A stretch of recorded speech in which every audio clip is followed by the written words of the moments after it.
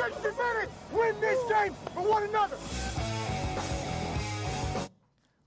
Alors, les scores que je n'ai pas notés, c'est absolument terrible, mais je m'en souviens.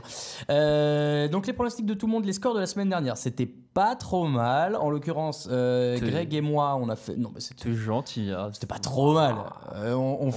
Greg et moi, on fait 9.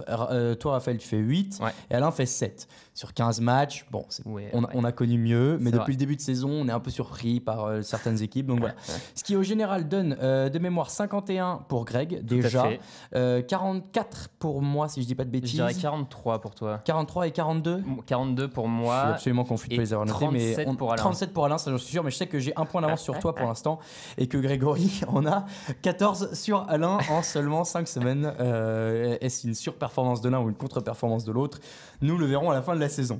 On commence les pronostics. Cette semaine, le match de ce soir, jeudi dans la nuit de jeudi à vendredi à 2h20 du matin, les Giants contre les Eagles.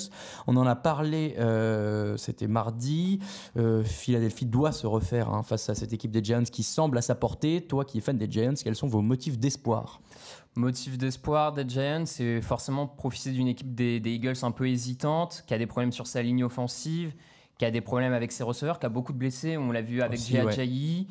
Voilà, peut-être profiter d'un contexte un peu difficile côté Eagles et essayer de continuer sur la lancée offensive contre les Panthers. Moi, je vais prendre les Eagles quand même. Moi, je vais prendre les Giants pour l'upset. C'est beau ça. L'upset. Dimanche, coup d'envoi à 19h. Les Falcons à 1 victoire et 4 défaites contre les Buccaneers à 2 victoires et 2 défaites qui sortent de bye week. C'est un peu la crise du côté d'Atlanta. Est-ce que... C'est un peu l'euphémisme. Est-ce que les Buccaneers, justement, pourraient profiter un peu de cette mauvaise dynamique et essayer de remontrer ce qu'ils avaient fait en début de saison? Ils peuvent essayer de profiter. Ça va quand même être le vrai premier match de Jameis Winston qui revient là, qui va faire un match en entier. Ça peut être un match avec beaucoup de points vu ce que les deux défenses sont montrées depuis le début de la saison, parce que même quand les Buccaneers étaient très bons, la défense prenait un tas de points et de yards. Les Buccaneers ont des armes pour répondre aux Falcons. Après, tu prends les Falcons. Je prends les Falcons. Moi, je vais prendre les Buccaneers parce que je vais suivre la technique de Grégory qui parie toujours contre les Falcons et qui, depuis le début de la saison, nous prend plein de points là-dessus. Donc, je vais le suivre là-dessus. Bengals, 4 victoires, 1 défaite. Steelers, 2 victoires, 2 défaites, 1 nul. Pittsburgh s'est offert un petit répit face à Atlanta, justement, la semaine dernière. Face à la défense de Cincinnati, ça va être autre chose. Ça va être clairement autre chose. On l'a vu, une défense de Cincinnati qui est très agressive, qui crée des turnovers. Je pense que la clé pour les Steelers, ça va être de confirmer si leur défense confirme le bon match face à Atlanta, parce qu'ils ont quand même limité les Falcons à 17 points. S'ils arrivent à garder ce niveau-là, ils peuvent quand même embêter Andy Dalton, qui n'a pas toujours été brillant contre les équipes AFC Nord. C'est vrai. Donc moi, je vais partir. Je pense que c'était peut-être le match déclic côté Pittsburgh. Je vais partir sur les Steelers. Moi, je vais rester sur les Bengals que j'ai trouvé assez convaincants, justement. Donc, je pense qu'ils ont peut-être enfin, eux, trouvé le déclic aussi de leur côté. Browns, 2 victoires, 2 défaites, 1 nul. Chargers, 3 victoires, 2 défaites. Les Browns qui ont la sale habitude d'aller battre les Chargers alors qu'ils sont très souvent au fond du trou ces dernières années. C'est difficile quand même d'imaginer un faux pas de Los Angeles, mais on sait vraiment jamais. Mais on sait vraiment jamais. Los Angeles a un problème de kicker. Malgré le changement, ça reste un problème. La défense des Browns, quand même, qui est bonne depuis le début de la saison, qui est capable de provoquer des choses. Je donne quand même l'avantage aux Chargers parce que Rivers et Melvin Gordon, la défense des Browns a du mal contre le jeu au sol. Melvin Gordon est bon.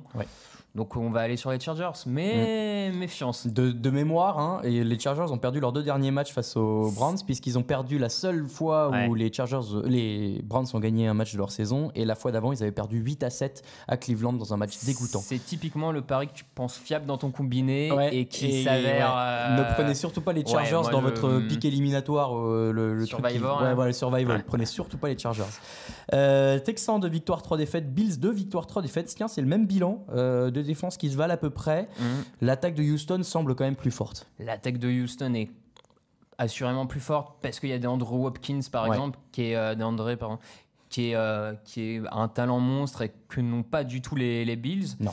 Mais attention, Deshaun Watson a un problème au torse, il pourrait être un peu limité, il a pas de ligne offensive quasiment, et la défense des Bills, on l'a vu, peut mettre des taquets, provoque des fumbles, elle est d'ailleurs la numéro 1 à ce niveau-là en NFL. Ça peut être un peu un match traquenard pour Houston. Hein. Clairement. Faut se méfier. Faut se méfier, mais on va prendre quand même Houston. Ouais, je vais prendre Ça a l'air Houston plus logique. aussi, ouais. Dolphins, 3 victoires, 2 défaites. Bears, 3 victoires, 1 défaite. Chicago qui sort aussi d'une bye week. Et les Dolphins qui ont fait 3-0 puis 0-2. Larry Tunsil, encore sous commotion a priori. Ça, c'est pas une bonne nouvelle. Pas sûr de jouer. Parce que la défense des Bears en face va se faire un malin plaisir d'aller chercher Tannehill. C'est ça, moi, qui m'inquiète. C'est que sur les 2 dernières semaines, les Dolphins, donc là, vont perdre Tunsil et ont perdu leur centre et leur guard titulaire. Ça fait 3 linemen titulaires offensifs face à cette défense et Khalil Mack qui est monstrueux. Et je vois pas pourquoi la pause viendrait bloquer ça. Non. Donc, on voit la défense des Bears capable de vraiment faire mal à cette équipe. Je suis d'accord. Ouais, les Bears pour moi aussi, les Bears pour toi, du coup. Vikings, 2 victoires, 2 défaites, 1 nul. Cardinals, 1 des victoires, 4 défaites. Il y a moyen qu'Adam Thielen fasse son 6e match à plus de 100 yards. Ouais. Surtout dans le stade Bird Killer, puisque souvenez-vous que le nouveau stade de Minnesota, avec ses vitres, les oiseaux viennent s'écraser dessus. Et du coup, là, les Cardinals vont venir s'écraser sur le stade de Minnesota. Ouais, il y a de bonnes chances. L'attaque des Cardinals, c'est vraiment en difficulté. On voit pas très bien comment ils pourraient suivre le rythme de Kirk Cousins. C'est ça. Donc, Vikings. Ouais, pas trop de débat là sur ce match-là. Jets, 2 victoires, 3 défaites face aux Colts, 1 victoire, 4 défaites. Celui-ci, il est un peu dur à estimer, je trouve. Les Colts, peut-être sans T.Y. Hilton, c'est compliqué. Heureusement, Darius Leonard devrait revenir. Ouais. Il sera pas de trop. Non, clairement. Il est compliqué parce que les Colts ont quand même été accrocheurs dans la plupart de leurs défaites, donc il y a quelque chose. Et puis les Jets sont sur courant alternatif. Un coup c'est très bon, un coup c'est vraiment très mauvais en attaque. Là le jeu au sol, on l'a vu cette semaine, Darnold avait besoin d'un gros jeu au sol. Est-ce que Crowell sera capable de faire une nouvelle prestation comme ça ? C'est un match qui est pas évident. Hein. Non, vraiment, on est d'accord. Moi je pars sur les Colts. Mais moi j'ai pris les Jets parce que c'est à domicile et parce qu'il n'y a peut-être pas T.Y. Hilton. Cela dit, même s'il y avait eu T.Y. Hilton, je ne sais pas si j'aurais pris les Colts, mais bon, voilà. Ce match-là, pareil, le mettez pas dans votre survival. Le match de Londres, messieurs, dames. Riders, 1 victoire, 4 défaites. Seahawks, 2 victoires, 3 défaites. Alors, c'est un peu moins alléchant que ce que la NFL aurait imaginé l'an dernier. C'est vrai. Maintenant, il y a quand même quelque chose du côté des Seahawks. C'est la meilleure équipe dans la red zone. 80% de trips dans la red zone convertis en touchdown. Ça, c'est une super stat. Ouais. Et en face, les Raiders, c'est le plus grand nombre d'interceptions lancées de la ligue. 2 stats qui n'ont pas forcément quelque chose à voir, mais qui donnent un peu la tendance des 2 équipes. Qui donnent la tendance des 2 équipes. J'ajouterais même à ça que les Raiders sont la 5e plus mauvaise défense contre la course en nombre de yards encaissés. Là, on l'a vu, Seattle, depuis 3 semaines, ça blinde au sol, ça avance et ça gagne. Clairement, je pense que les Seahawks vont rester dans cet état d'esprit-là de blinder au sol et d'avancer. Et les Raiders me semblent vraiment en difficulté sur cette... on a un coach qui annonce déjà avoir peur de voyager jusqu'à Londres et qui n'a pas envie d'y aller. Bon, je sais pas, ça m'inquiète un peu pour cette équipe des Raiders. Moi, je vais jouer les Seahawks. Je rappelle qu'ils ont payé ce coach 10 millions par an sur 10 ans. D'ailleurs, si vous êtes à Londres, n'hésitez pas à partager sur Twitter @touchdownactu vos photos. De grosses fanbases en plus en France. Des gens sympas, des équipes sympas de toute façon, avec des fanbases même là-bas assez importantes. Donc, si vous y êtes, profitez-en bien et partagez-nous tout ça. T'as pas donné ton prono sur ce match-là ? Je n'ai pas donné son prono, pardon, j'ai pris les Seahawks. Toi aussi d'ailleurs, non ? Oui. Très bien, les Seahawks pour tout le monde. Redskins, 2 victoires, 2 défaites. Et Panthers, 3 victoires, 1 défaite. On a retrouvé le rythme côté des Panthers. Et les Redskins viennent se faire étriller par les Saints de Drew Brees en mode record. Ils vont peut-être vouloir se réveiller. Ils vont peut-être, ouais. Maintenant, Cam Newton, c'est déjà 7 touchdowns lancés, plus 3 au sol. J'ai l'impression que de plus en plus, il revient dans ce format qu'il avait fait. L'effet North Turner, nouveau coordinateur offensif, je suis d'accord. Même si les Panthers sont capables de faire des matchs un peu moches, un peu sales. Vu ce que les Redskins ont montré, ça pourrait être un match dans ce genre-là. De toute façon, on a vu le front seven des Panthers est capable de bloquer le jeu au sol des Redskins. Et à partir de là, tout semble compliqué. Ouais. Et Panthers pour moi. Ah ouais, moi aussi. Coup d'envoi dimanche à 22h05. Broncos, 2 victoires, 3 défaites. Rams, 5 victoires, 0 défaites. Ça va être difficile pour Denver. Ouais. On va pas se mentir. Ouais, ça paraît très compliqué. Ils viennent de prendre plus de 200 yards au sol face à Isaiah Crowell. Ils affrontent Todd Gurley et une équipe où le danger vient de partout, ouais, ça semble trop élevé pour eux, quoi. Je suis d'accord. Rams, celui-là, vous pouvez le prendre en survival, a priori. Coup d'envoi dimanche à 22h25. Cowboys 2 victoires, 3 défaites. Jaguars 3 victoires, 2 défaites. Blake Bortles doit se racheter. Et les Cowboys sont la bonne équipe pour ça. Attention quand même au sol. J'ai relevé que les Jaguars encaissent en moyenne 100 yards par match. Quant à Ezekiel Elliott en face, qui est quand même dans une super forme, ça peut faire la différence. Ça peut faire la différence. C'est un match qui peut être piège pour les Jaguars, dans lequel ils peuvent se laisser enfermer et avec un score assez faible, parce que la défense des Cowboys, on n'en parle pas trop, mais qui est une des bonnes escouades de cette ligue. Le front seven avec Demarcus Lawrence vraiment fait du bon taf. Il pourrait se faire un peu embêter. Je vais aller quand même sur les Jaguars parce qu'il y a un peu plus de talent en défense et que j'y crois un peu plus.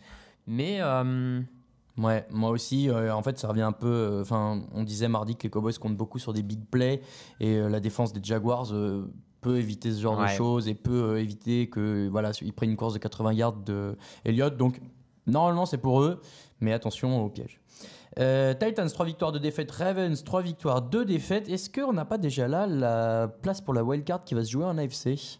Ça peut clairement se jouer là-dessus sur ce match assez décisif pour les deux. Même si elles sont pas larguées par rapport à la tête de leur division. Non, bien sûr, mais si tu vois à la fin tu as un tiebreaker, faites gaffe, quoi. Je suis d'accord, c'est un match à pas perdre pour les deux équipes. Deux bonnes défenses. Ouais. Deux attaques qui peuvent faire du bien, du moins bien. Encore peut-être pire côté Tennessee parce que Mariota a un delta dans le mauvais plus fort que celui de Joe Flacco, on va dire. Ouais. Je pense que là, pour les deux équipes, une des clés, c'est le jeu au sol. Celle qui arrive à bien courir va pouvoir installer son jeu. Moi, je vais partir sur les Ravens. Moi, j'ai pris les Titans parce que je suis parti du principe que Marcus Mariota, c'est une semaine sur deux. La semaine dernière, c'était terrible. La semaine d'avant, c'était bien. Donc, normalement, là, ça va. Ça peut marcher. Et la semaine prochaine, c'est les Titans contre les Chargers. Donc, ce sera terrible. Donc, Titans pour moi. Coup d'envoi dans la nuit de dimanche à lundi à 2h20 du matin. Patriots, 3 victoires, 2 défaites. Chiefs, 5 victoires, 0 défaites. On en a parlé. On a pris tous les deux les Chiefs. Chiefs, tout à fait. Et enfin, le Monday Night Football. Coup d'envoi dans la nuit de lundi à mardi à 2h15 du matin. Packers, 2 victoires, 2 défaites. Un nul contre 49ers, 1 victoire, 4 défaites. Les 49ers avec CJ Beathard dans le grand froid de Green Bay. Je n'aurai que 2 mots. Bon chance. Packers, les 49ers ont trouvé le moyen, en faisant plus de yards que les Cardinals, de perdre face à eux la semaine dernière. Je vois pas là comment ils peuvent espérer battre les Green Bay, quoi. Pourtant, c'est pas une grande équipe de Green Bay. Ah non. En difficulté en attaque, une défense correcte mais sans plus. C'est pas une grande équipe. Mais non. Donc à moins que Matt Breida sorte un match à 200 yards, c'est impossible. Ouais, ça paraît compliqué. On est d'accord. Au repos cette semaine, Détroit et New Orleans qui fêtent le record de Drew Brees. On passe au code de la semaine.